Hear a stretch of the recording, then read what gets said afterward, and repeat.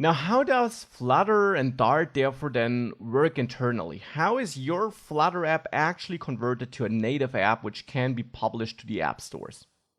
Well, you have your Dart code, which uses the Flutter framework, or the Flutter API as I call it here, which stands for Application Programming Interface. In the end, that just means that Flutter gives you a collection of functions, of widgets, which you can use in your code to build the interface you want to build. So you have your own widgets in your own code then, composed of that set of built-in widgets or your own widgets, which you can also build. And you want to build for Android and iOS. Now, as I said, Flutter simply compiles that Dart code to native code for these different platforms. And that happens with the help of the Flutter SDK. And as a result, you get real apps spit out with highly optimized, high-performance code that's based on your code, but that's not your code itself. Instead, it's a compiled version of that code. And therefore, you really ship code that runs on the different platforms and that's optimized and high performance. Because performance is actually a huge advantage of Flutter apps. Flutter out of the box gives you high performance applications.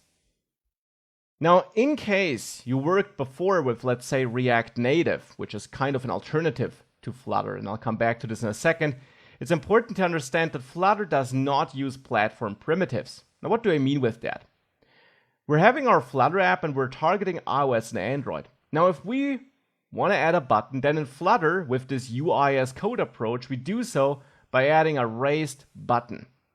Now, this is just an instruction in your Flutter code which tells Flutter to render a button in that part of your widget tree.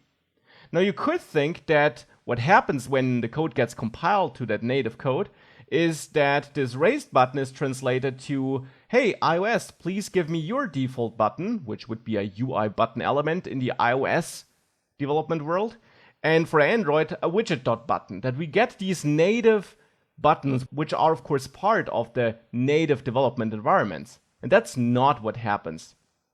Instead, Flutter has its own implementations because Flutter, and that's really important to understand and to keep in mind, directly controls every pixel on the screen.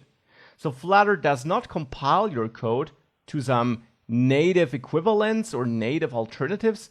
Instead, Flutter ships with its own engine, which controls the entire screen, everything the user sees, and renders every pixel on its own. And that gives Flutter a lot of control and a lot of flexibility.